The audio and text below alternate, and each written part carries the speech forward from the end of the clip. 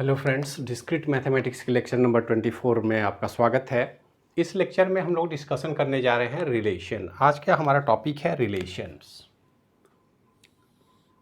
Relation हम लोग अपने सामाजिक जीवन में, परिवार में, समाज में हमने रिलेशन को देखा है, समझा है, परखा है।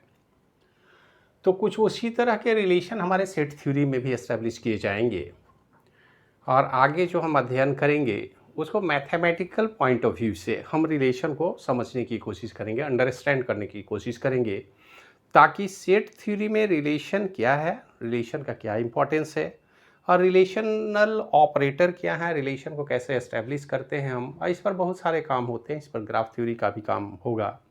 तो इस पर डिटेल डिस्कशन करने के पहले हम रिलेशन को समझ लें। और रिलेशन को समझने के लिए ये डिफिनीशन बहुत ही सिंपल है। It may exist between members of the same set और बिटवीन टू और मोर सेट्स।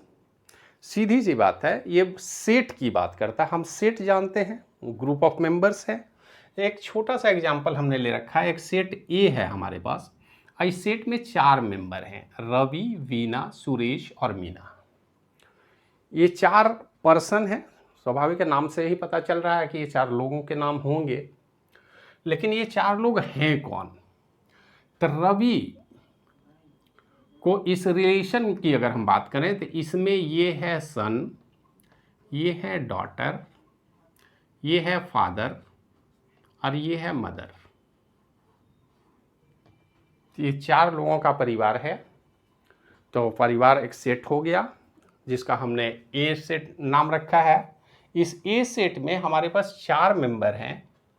एक सन है, एक डॉटर है, फादर है, मदर है। 4 लोगों का सेट है, सीधी सी बात है। इस सेट को अगर आप चाहें तो शॉर्ट फॉर्म में हम 2 तरीका अपना सकते हैं। SDFM रखें या फिर हम इसको जो मेंबर हैं उनको शॉर्ट फॉर्म में रिप्रेजेंट करना चाहें तो RVS और M। ये 4 लोगों का सेट है। सवाल है कि 4 मेंबर हैं, 4 सेट है, इसमें क्या नई बड़ी बात है। ये तो हर सेट के मेंबर होते हैं जिनको ऑब्जेक्ट भी हम बोलते हैं। तो चाहे मेंबर ऑब्जेक्ट हो, मेंबर वेरिएबल हो या मेंबर हो, बात तो एक ही है। हर सेट में कुछ ना कुछ मेंबर होते हैं। और उसी तरह सेट ए में भी हमारे पास 4 मेंबर हैं। अब इन मेंबर की बात हम नहीं कर रहे हैं, मेंबर तो हैं, लेकिन इन मेंबर के बीच में आपस में भी कुछ रिलेशन होगा। रिलेशन अब कहाँ एस्टेब्लिश होता है? अगर हम बोले कि आर और वी के बीच में रिलेशन है तो इस रिलेशन को इस तरह से हम दिखाएंगे। या एक दूसरा तरीका है रिलेशन को दिखाने का, हम सीधे लिखें आर और यहाँ पर हम लिख ले आर कॉमा वी। ये रिलेशन क्या दिखाता है? ये बोलता है कि आर और वी के बीच में जो रिलेशन है वही इस आर, कैपिटल आर डिनोट कर रहा है। मतलब ये जो रिलेशन है यो इन दोनों मेंबर के बीच की बात करता है। इन दोनों के बीच क्या रिलेशन है? देखिए, रवि और बीना के बीच में क्या रिलेशन है? तो रवि क्यों कौन है भाई? तो रवि ब्रदर है बीना का। हम ऐसा लिख सकते हैं इसको, ब्रदर एक रिलेशन है किसका? रवि और वीना के बीच में।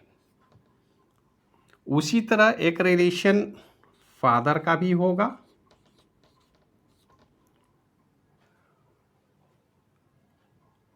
तो फादर कौन है भाई? तो फादर है सुरेश और आप रवि या वीना कुछ भी ले लें, कोई फर्क नहीं पड़ता है, क्योंकि फादर और रवि के भी हैं और वीना के भी हैं। तो देखिए, एक फादर का जो रिलेशन है वो रवि और सुरेश के बीच में। सुरेश क्या है? फादर है रवि का। ब्रदर कौन है? तो रवि ब्रदर है बीना का। इस बात को आप समझ पा रहे होंगे। तो इस तरह से फैमिली मेंबर के बीच एक रिलेशन एग्जिस्ट करता है और इसी रिलेशन की बात हम यहाँ कर रहे हैं। हम इन मेंबर की बात तो कर ही रहे हैं कि मेंबर हैं। एक सेट के 4 मेंबर हैं, लेकिन इन चारों मेंबर के बीच में एक दूसरे का जो रिलेशन है, उस रिलेशन की बात हम कर रहे हैं। मेंबर के 2 वेरिएबल के बीच में जो रिलेशन है, उसी को इंडिकेट करता है ये रिलेशन। यही बात ये कह भी रहा है कि इट में एग्जिस्ट बिटवीन मेंबर्स, 2 मेंबर के बीच की बात कर रहा है, ऑफ द सेम सेट। ये सिंगल सेट है, इसकी बीच की बात कर रहा है। और ऐसा नहीं है कि एक ही सेट के मेंबर के बीच रिलेशन हो, ऐसा भी हो सकता है बिटवीन 2 और मोर सेट्स। अब 2 और मोर सेट का क्या कॉन्सेप्ट है, जरा इसको समझ लें।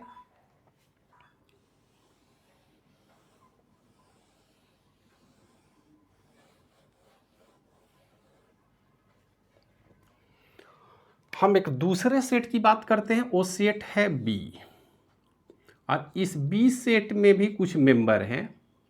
हो सकता है ये मेंबर को हम नंबर से काउंट कर लें, 1 2 3, 3 मेंबर हैं इस सेट में।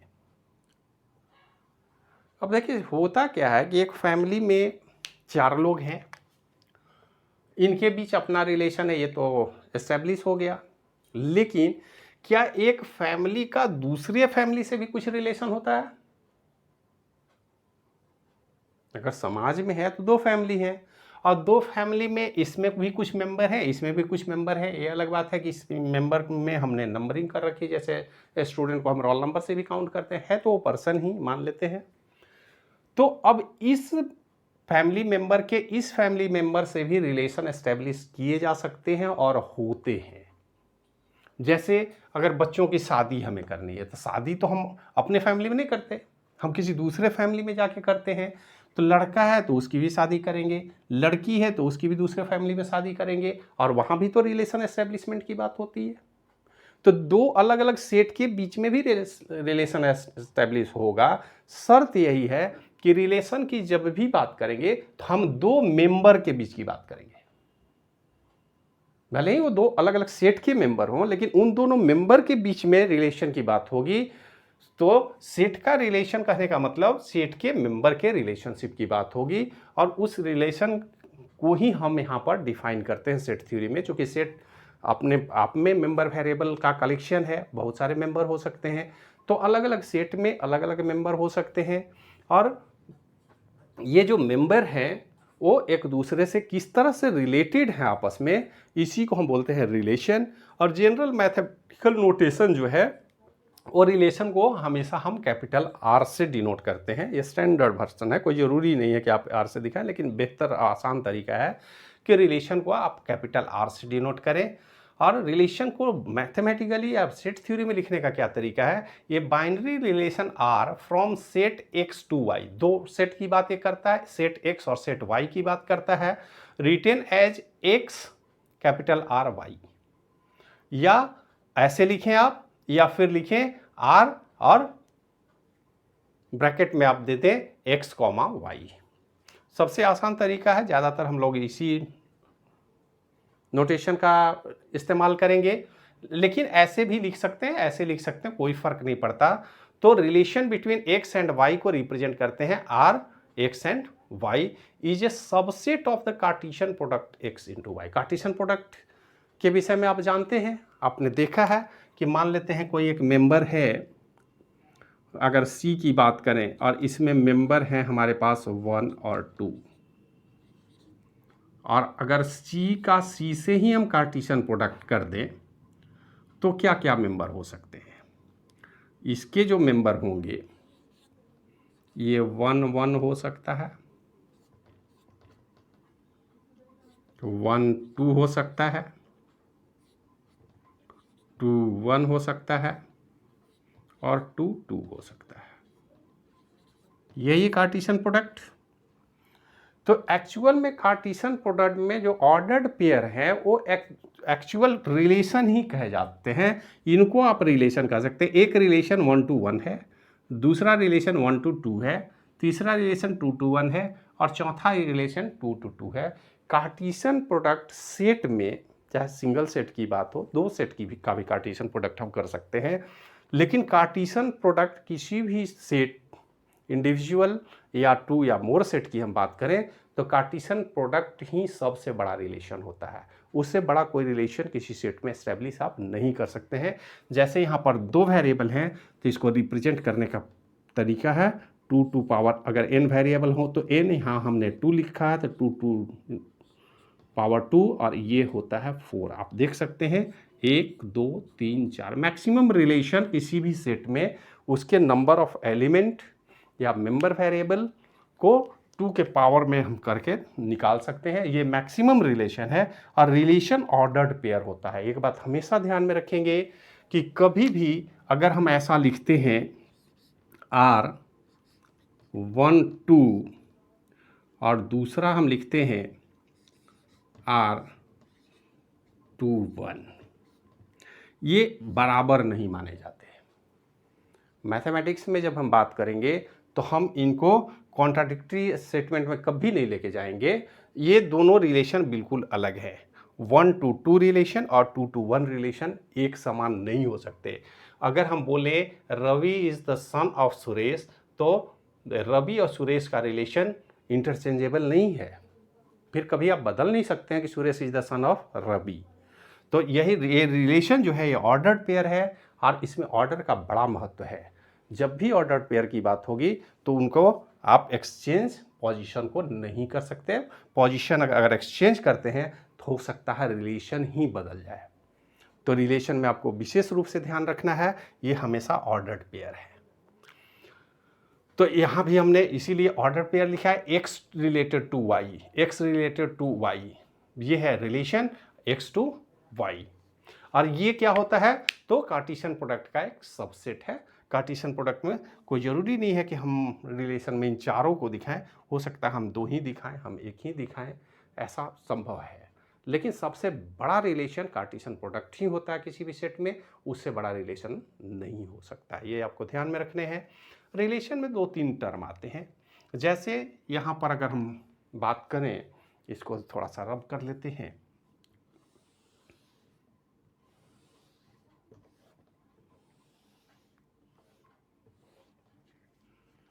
यहाँ एक रिलेशन हम ए बी के बीच बनाते हैं आर, और यहाँ सेट ही हम ले लेते हैं ए और बी। इसके बीच जो रिलेशन है इन दोनों सेट के बीच, वो इसी को हम ले लेते हैं, हमारे पास वेरिएबल है, पहला है R1, दूसरा V2, तीसरा S3। हम 3 ही रिलेशन की बात करें तो यहाँ पर आप देखेंगे कि R, V या S किससे बिलोंग कर रहा है, A से बिलोंग कर रहा है। 1 2 3 किससे बिलोंग कर रहा है, B से बिलोंग कर रहा है। तो relation between A and B ये डिनोट करता है इसके ऑर्डर्ड पेयर पर। ये क्लियर हो गया। ऑर्डर पेयर है तो हम आसानी से समझ लेंगे कि किनके बीच के रिलेशन की बात हो रही है। अब यहाँ पर ये बात हमको ध्यान में रखना है, इसमें 2-3 टर्म आता है। सबसे पहला टर्म है डोमेन।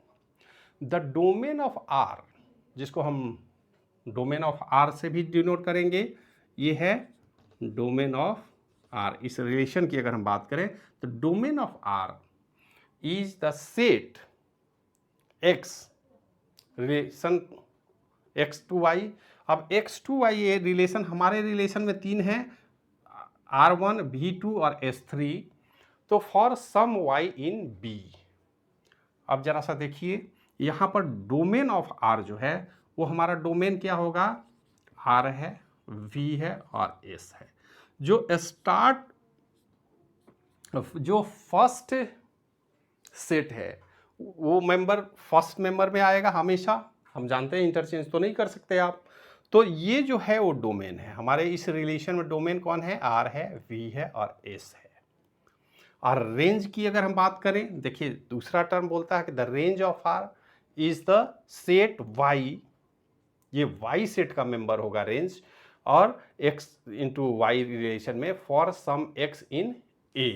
तो A के टोटल वैल्यू की बात नहीं कर रहा है, ये R V S जो हमारे पास रिलेशन में आ रहे हैं, इनके अगर रेंज की हम बात करें, रेंज ऑफ R, तो इसमें क्या क्या आ रहा है, 1, 2 और 3।